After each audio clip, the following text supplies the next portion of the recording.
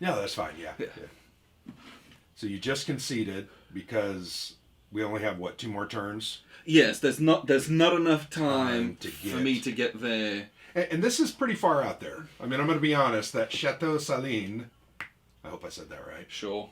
Is it's pretty far and it's pretty protected. Like that's if it was a clear path, it's all my movement points to get there, basically, and then to do some kind of an attack, and for it to be successful. And this is a ton of stuff set in urban terrain. I don't have any air support. Right. And we're going to do all of that. I'm going to lose armor, and I'm still not going. It's still going to be a draw. Right. There's not enough victory points to be had in this sort of scenario. This was a devastating point for the Americans here. That just, man, ugh. Yes. That roll. What was I? +6 on, or you were? Yeah. So I was -3. -3. I was +6 on my attack. Yeah. And you were -3, and you rolled. I rolled an 11. Yeah. So which made it an 8. I got something out of it. Which was still a very good result on the combat table. You made me retreat, and that's all I needed. I just needed to retreat out of it. Yeah. Okay, so that's why we ended up ultimately deciding to call. And this was a learning game. Yeah. We have never played BCS, and I was just trying to get my head around it. Battalion scale, so it's smaller. Yeah. A little more intimate. It's right at that in-betweeny point of like. Because we play a lot of operational games and stuff, where it's quite big, or a lot of tactical, or even platoon level stuff. Right. I always feel like, though, these battalion games feel like, they feel very tactical. Meaning they add so many of those little crunchy, DRMs and stuff. Just unique that's things. Interesting, because I think this one feels, it does those things very differently. What do you mean by that? So... I think about something like some of the other games that we've played where it's like looking at my terrain modifiers and looking at this and the very specific different types of terrain do very different things. And that's not necessarily the case here. That's one of the things they've which was very interesting. It's just like it's like the terrain is not easy to fight in. That's it. Right. And so they care more about your unit composition, your support units, and your assisting, which is very, but it is very kind of battalion company. We've played a couple of other games like that, like Saipan. Remember where it kind of added in those support weapons and those support. It's similar. Yeah, that did it at a very crunchy level. Yeah. But here it's that some of those similar concepts. You had like the support units. You had your little anti-tank units. Right. Your tank killer unit. Yeah, like my Sturmgeschütz. Like, that's a support unit. It doesn't do diddly squat on its own. Yeah. Yeah, very, very interesting. And I'll be honest, for a first play, while it was very clunky, I think we messed up a lot of things. We were very clunky, yeah. Early. Once the flow got going, I felt how it worked together. I enjoyed how, like the snafu roll, I thought that was very interesting. It also helps when we roll 2d6 versus 1d6. Yeah, don't roll 1d6. Don't do that. But I like that snafu roll because it's really a command and control check. Are you organized? And I think that's one of the hallmarks of this game. Yeah. And I would probably translate that to like other MMP games, like their OCS system. Right. Where, it's not overbearing, but you have your combat train, and you have your HQ. And you're managing the distances between those two things. You have that little optimal zone of 5 to 15 spaces away, and it's got to be able to trace a line back to its supply. And you're rolling for your snafu roll, which dictates effectively how good your command is for that activation. Yeah. Then you're rolling to try and activate a second time, which if you do, you're then going to roll on your snafu table again. Yeah. So there's a lot of command and control. The way, and you came up against us a lot. I felt like I didn't with the blobs. Yes. Where you're trying to figure out, you're trying not to mix formations. Well, and part of that was I think I made that blunder at the beginning because we had, I think, omitted one of my formations as a we put it on the wrong turn. So consequently, I tried to swoop out real far to the left just to hold this crossroad so you couldn't advance on. So that was I think it was a tactical mistake ultimately. But the concept and the mechanic of it's an interesting one. It is. Yeah. I don't think we've played anything that does that. Most games either don't care that you can mix and stack units, or they say you cannot do it. You just can't do it. There's no penalty. Like, what was that game we played a couple weeks ago? We played Salerno, 43. Americans. Was I the Allies? You were the Allies, yeah. Americans, British. There were no penalties for mixing, meaning I could attack with a British stack on the same hex and then follow that up with an American, but you couldn't stack them together. So that's the way that game handled that. Or you could have, wasn't it like you could have a one whole formation attacking together plus one random other unit, but not more than one. So, yeah. And I think a number of games do that kind of thing. Mm-hmm. And it's just like, here's my formation activation, just move all you guys. Right. I think about Gallipoli did that. Yeah, and it was like, you could mix them however you wanted, and it was miserable. That was miserable because those stacks were about 14 counters and they were tiny, and you'd knock them all over, and it was like... I loved that game, but yeah, the execution of it was very difficult. I'm very excited for the new one. I am too. But back to this point, I think, yeah. Yeah, it's you've got the blobs of the formations, and it's like, yeah, you don't cross over into their area of operations. Right. You try to keep them separate. And if you start mixing them, it gets confusing. All the NCOs are on the radio saying, "Who the hell's that?" Yeah. Hey, is that Parker out on the west or no? They're different colors. What the hell are they doing? Yeah. And it I just messes things up. I don't think we've played a game where it does. Where you toss that mixing modifiers in there, which means it's harder for you to get good snafu rolls. I really kind of liked that, and even though we kind of made a little mistake, it was kind of cool trying to keep those things separated, while still trying to put up an effective defense and move on you. You only had two formations. Yeah. Well, yeah, my other ones didn't make up. But you know, if you're doing, more of a battle line, or you've got good, it's easy to keep separate. But then when you start getting into the chaos of battle and war, and it's like, oh, this flank's collapsing, you're like, okay. Yeah. We can't be quite so neat about it. No. We got to get guys in the line, and we're going to figure it out. Well, like here... This guy was isolated. Yeah. I didn't want him to be destroyed because, one, that was a victory. I think that was a victory point for you, right? Because it's a yellow armor unit. Yeah, it would have tied us up, so no one would have had that. So I didn't want him to die because he was going to attrit. Yeah. But I also didn't want to mix. So it's kind of funny. I was doing that old thing. I think the rule book even said this. You really can't count out your movements. When you count one way, it was like, you go that way, right? Oh, Isn't that kind of that's an optional rule. Okay. Which is the coolest optional rule I've ever seen. Well, you're making a snap judgment. And it's like, we can sit here and we can just say, calculate what's the most precise and efficient move? Or you can use the optional rule where, when you do this and count them out, that's where they drove. Yeah. You're done. Those idiots drove that way. Yeah. It was not a good way, but I think that it was interesting, the ballet of me trying to kind of weave my way through the terrain, because I didn't want to attack across a stream. You never want to attack across a stream, ever. No game wants you want to do that. So I was trying to coordinate that effort to make sure I got this unit out of the commingling sphere, but also would be able to support it. That was interesting. So yes, that did create, I thought, a very unique way of dealing with command and control. I really liked it. Well, and I really enjoyed that. It felt like something that I hadn't played quite like that before. It was unique. I vaguely remember, I think OCS has a similar type of thing. Well, but we haven't really played OCS. No, We've only sat there. But I'm pretty sure it's a similar concept. Yeah. I'm almost 100% positive I remember Gary talking about that. Well, SCS... And that's like a hallmark of that. SCS is kind of the basic...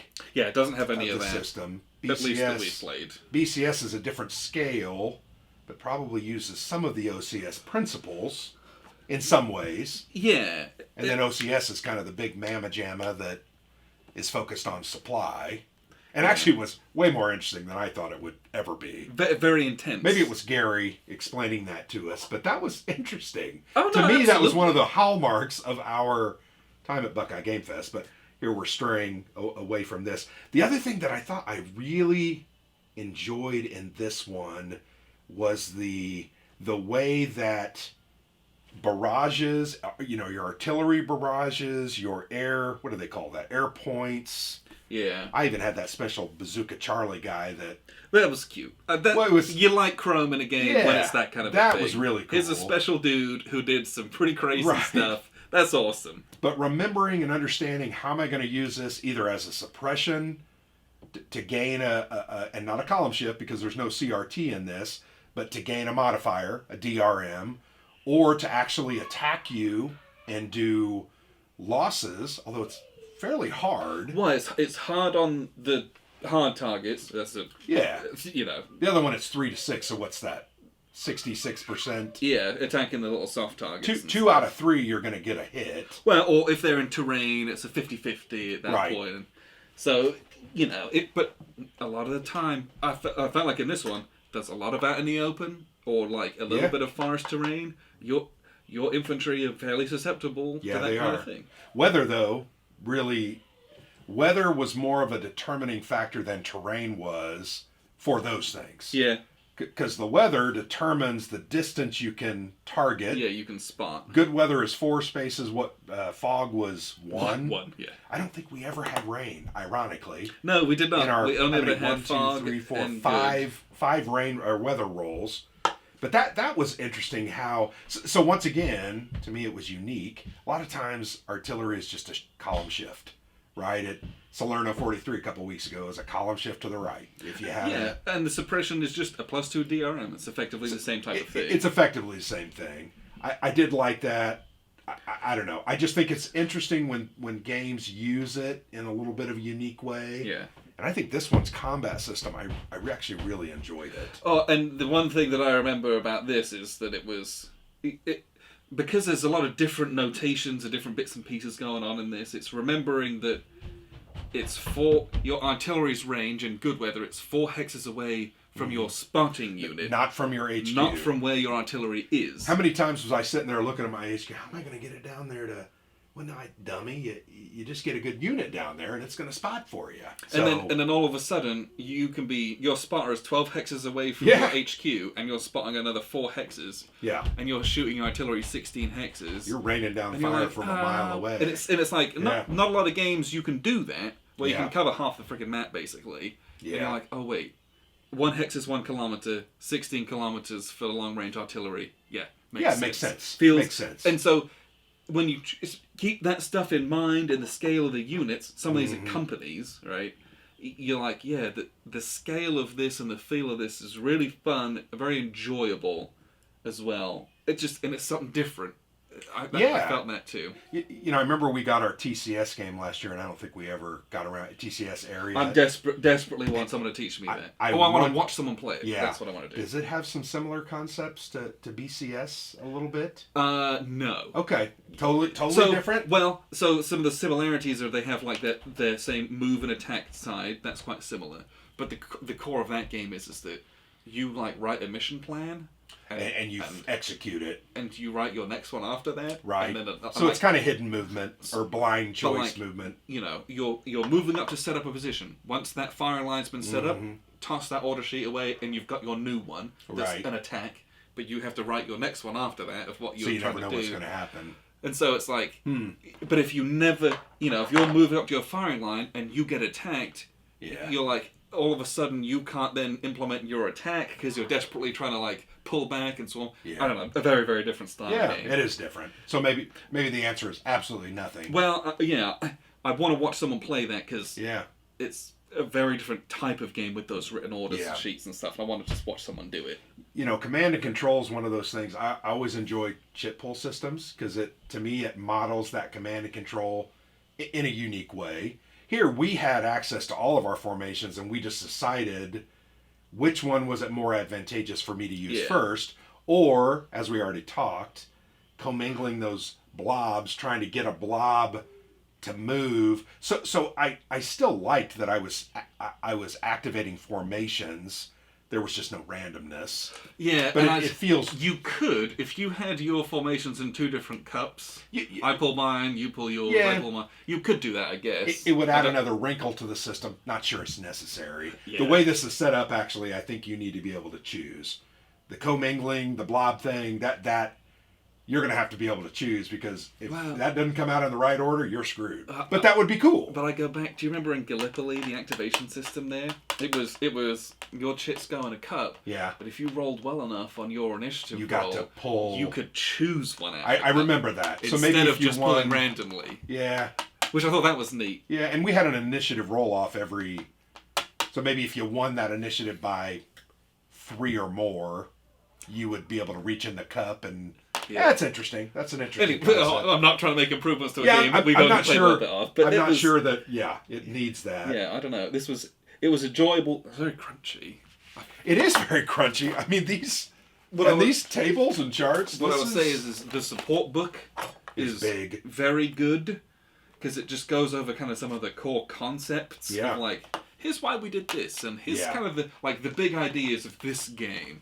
And I think for a game that, looks very different at the counters than some of the other games out there, I think that was very good. But yeah, I felt like the rulebook was also well organized as well, which was nice. So I will also say this, and this is probably more of an admission of guilt on my part. We've played multiple MMP series now. Yes. Or been exposed to them. Sure.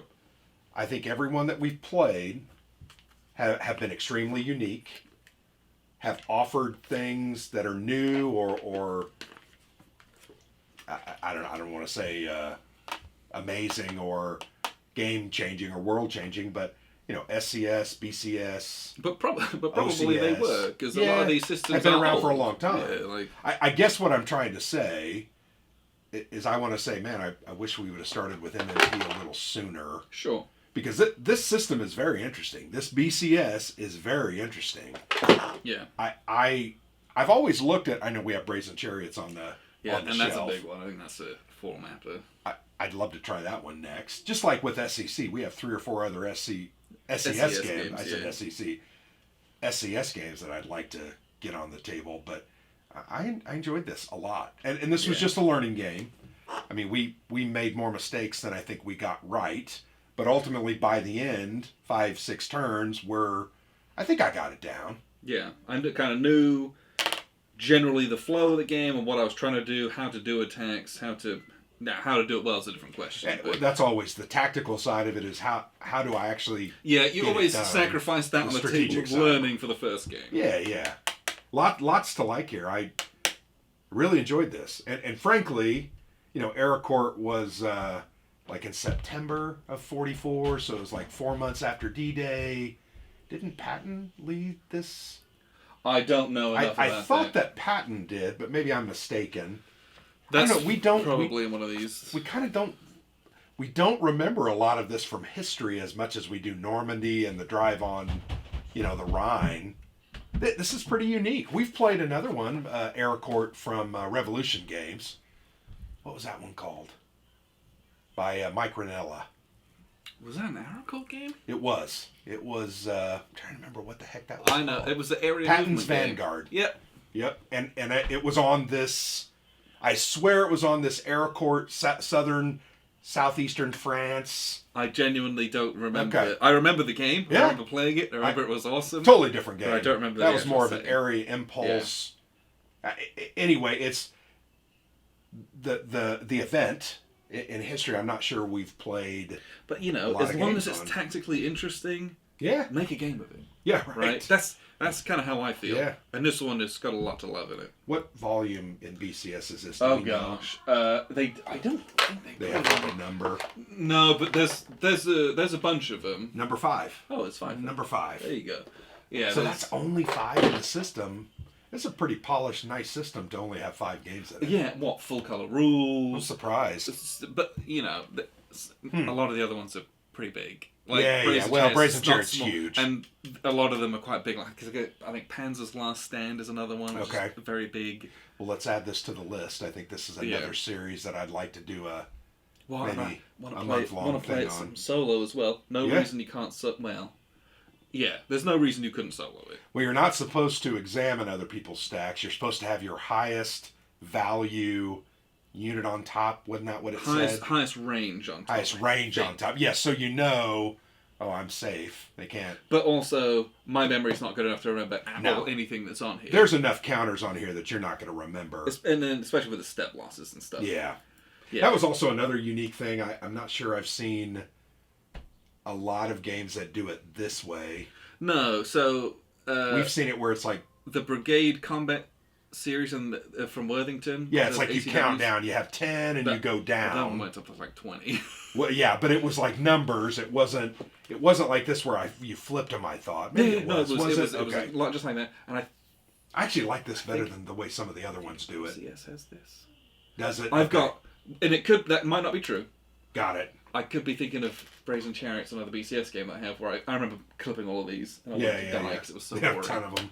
But yeah, there's a couple that do that, which... Well, it also makes it a little easier. These stacks aren't as huge. Yeah, well, because the stacking limit's basically only 2. Yeah. And as long as if your stacking limit's 5 or 6 and you're using these, I'm out. Straight because you're going to have 8, 10, 12. Yeah. So that was a big that's my one concern with OCS. I have fat fingers. I watched Gary kind of noodle around. Yes, it's gonna be devastating. No, but really like this system. Enjoyed it. Had a good time. I mean, we've been playing. What did we play this for? About 3.5 hours. Yeah, learning it. A lot of learning from scratch. Yeah, I liked it. Lots to like here. Yeah. All right. That sounds good.